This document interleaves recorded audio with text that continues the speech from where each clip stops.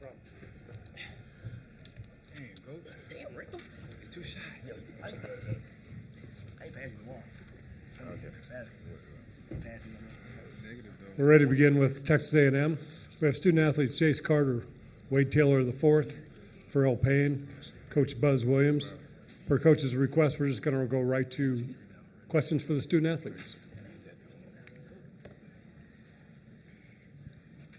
Pharrell, it seemed like as soon as you got into the game, you were able to make an impact. Just what was kind of your mindset going into this matchup particularly, and what was working so well for you today on offense particularly? I would say my mindset before was just to be aggressive. I'd say my inside game was working for me all night. County Texags. Wade, can you talk about Pharrell, not just tonight, but going back to I guess when he joined the team, what y'all are expecting from him, and if you got even more than you ever expected tonight? Oh man, Pharrell's phenomenal. I remember when he got in the portal, and I was like, man, he's really good. I remember sitting in coaching him office, watching some of his clips, and I sent him a text immediately like, yo, we need you. And ever since he's been on campus, he's been outstanding, on and off the floor. I'm proud to say he's my big man. He played phenomenal tonight, but that's just a testament to what he's done all year, man. He's been consistent all year, and we're really, really excited that he's on our team. Go ahead. Mike Kelly with Associated Press. For any of you, it was at one point they were out rebounding you, or it was close in the second half, but you guys ended up having an 8-rebound advantage. What changed in those last 10, 12 minutes that you guys were able? Was it your athleticism that took over, or was it effort? I think it was just our habits. We do that every day. So it was bound to come out sooner or later. Obviously, we rep on it all the time, and we talk about it, and everybody talks about it. And teams get tired in the second half because we don't stop. So we knew that we had to keep going, and I feel like we did a good job in the second half. Right there. Go ahead. Ian Curtis with the Battalion. Jace, can you talk me through that run? You had the three-pointer, the offensive rebound put back that really stopped that Yale run. Kind of what was going through your mind, and what did that do to the team late in the game? I feel like my teammates always hold me to a high standard, and opportunities always present themselves. That's kind of what I've been preaching to myself, and my teammates have preached to me, and even my mentor is just stay ready. So I'm happy I was able to make an impact on the team, and I'm glad we got the win. But I can't do any of it without my Lord and Savior Jesus Christ, and just the strength He gives me every day to keep going and to be myself no matter what the circumstances are and whether a shot's going in or not. Right there. Alyssa No, Denver Post. Pharrell, what led to your decision to transfer from Minnesota, and how much of an asset have you been to this team since you did? I mean, ultimately, I was looking for a change, and then when I got in the portal, I got a lot of love from like Wade, Manny, and all those guys, and I heard what Buzz had to say, and it seemed like that was going to be my new home. Go ahead. Wade, Mark Passwaters with Rivals. We asked Yale about you yesterday, and they said that Mabanga would probably be able to handle you. Who? Number 2. We number don't 2. use their names. Yeah, Defensive Player of the Year for the Ivy League. Did you kind of, have a feeling that you were going to have to take that personally and go after him? Who said that? Nah. Just answer. No, sir. I was just making sure that I was locked in on the things that we need to do to win, make sure I hold my team accountable, make sure they hold me accountable, and just take the right shots, make the right plays, and ultimately lead to the win.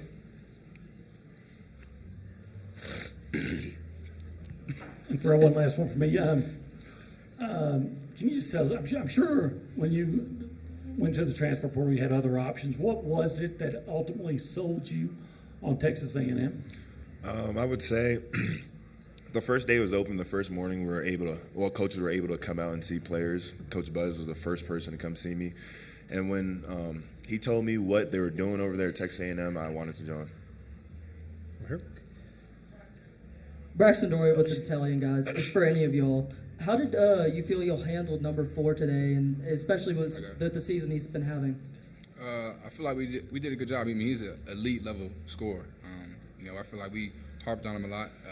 For him to finish with 23 points and do the things he did, he's an elite level scorer, and I feel like we did a good job, and I'm glad we got the win. Hey, Wade, in the first half, you guys, do you feel like that was maybe one of your better offensive performances in a half this season? And what was working so well that you guys were able to be so effective on the offensive end that half? I think sometimes some people get confused on what we consider a good offensive half. We've had a lot of great offensive halves this year, but how we want to play. But now we played pretty well in the first half. We still had a couple of things that we could cleaned up, which we tried to do in the second half. But ultimately, we played to the game plan, and I think we executed pretty well. Anything else for our student athletes? Okay, we'll dismiss them at this time. Thank you, fellas. God bless.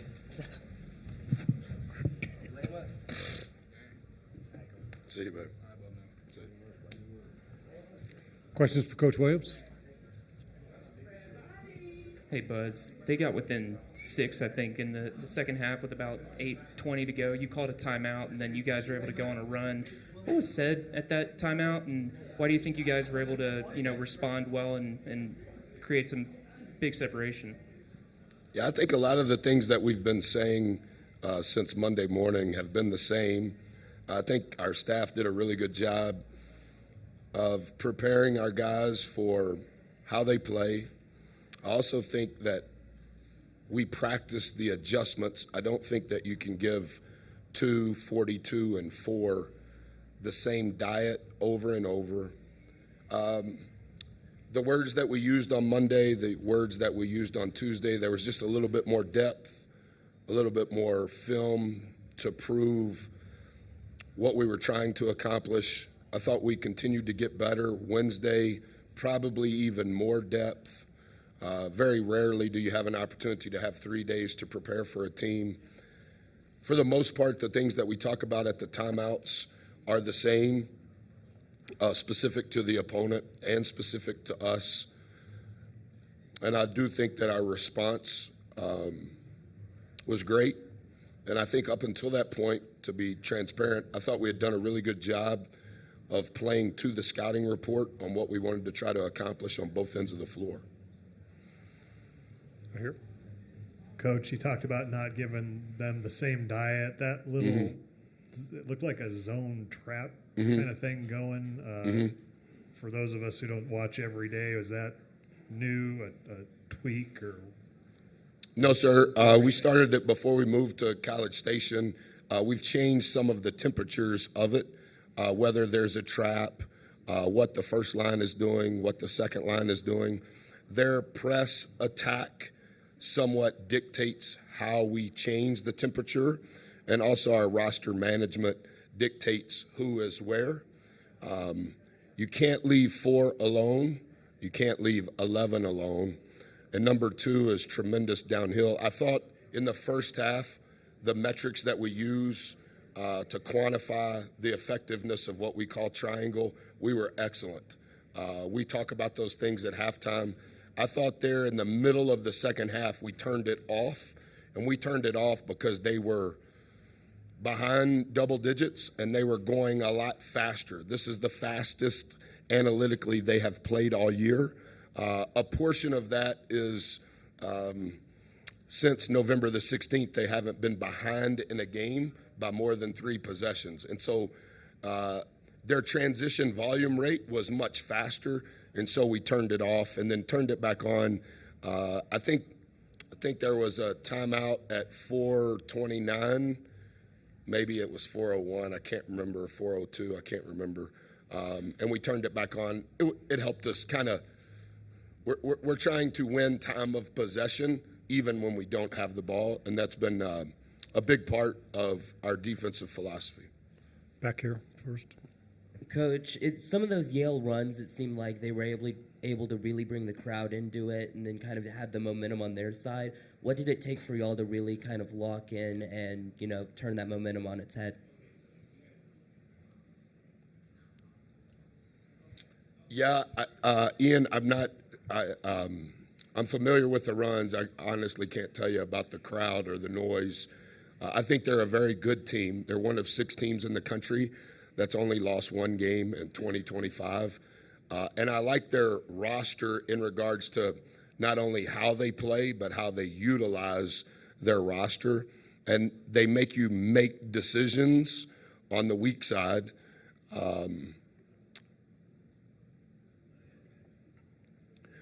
But before you have to make decisions on the weak side, you better figure out how to guard 42 at the rim. And so both of those things are correlated because 42 can beat you at the rim and 4 can beat you on the weak side. And we've studied their team specific to this year. Their team was a little different last year, but how they played was the exact same.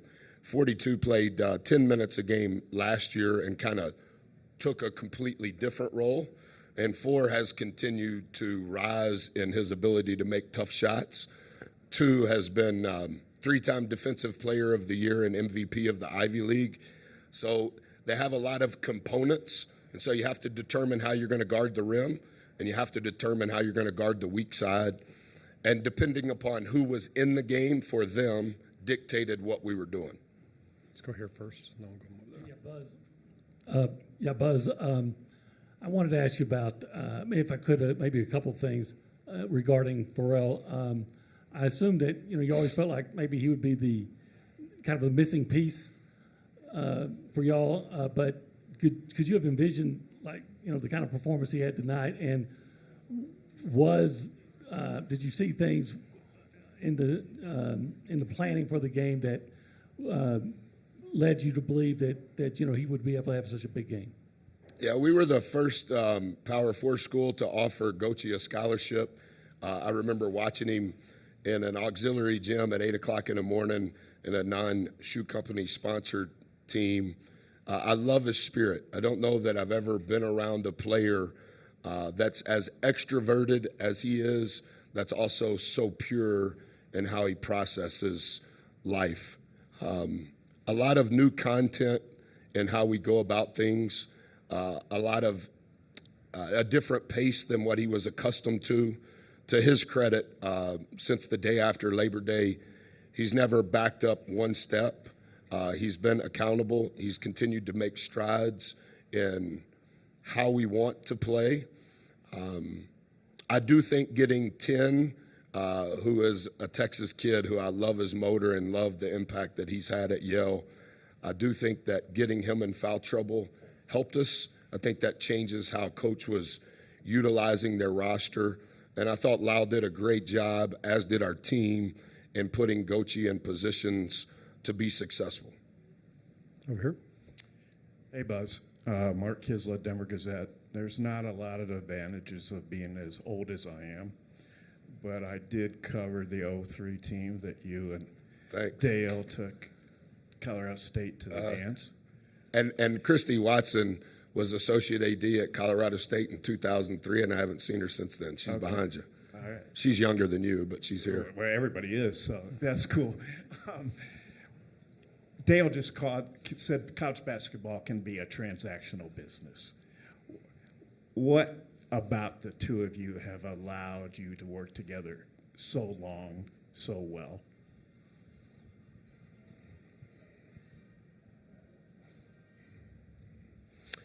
Coach hired his 2 college roommates when he got the job at Colorado State.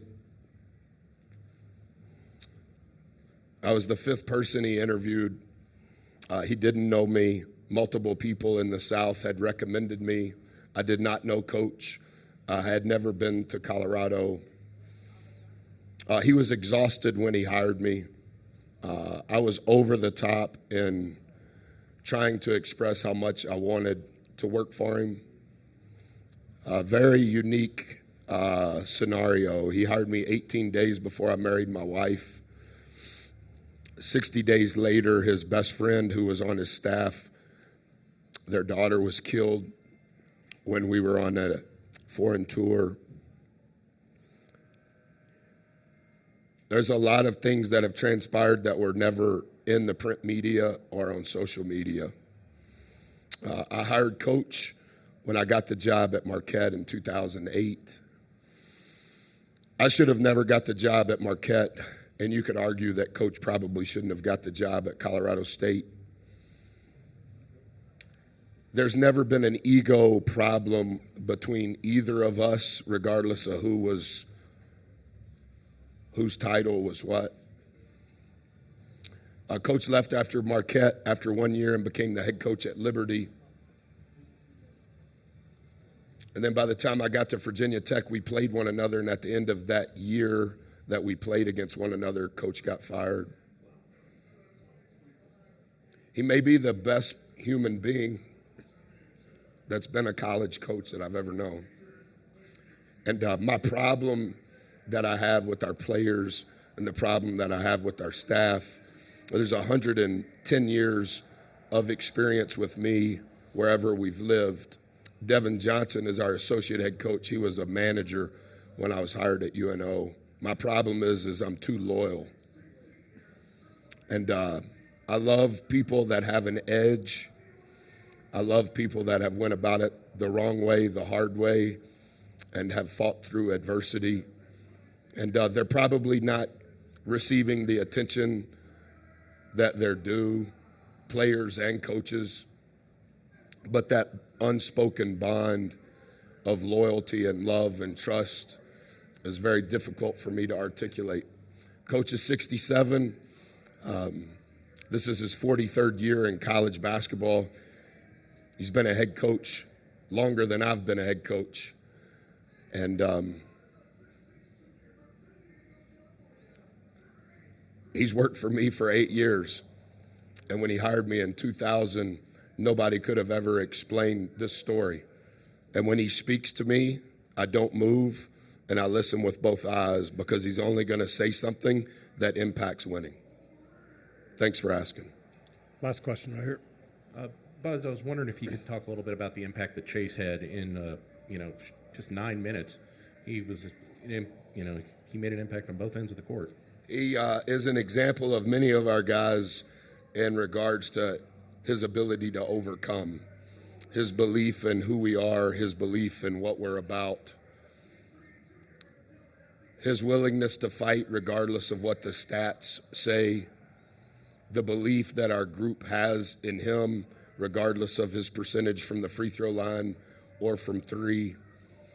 I'm so happy for his family who believed in us when literally there was no reason to believe in us, and for him to impact the game the way that he did today after some of the ups and downs that he's been through thus far this season. I was in real time telling him how happy I was for him and how proud I was of him. Okay, thank you for your time, Coach.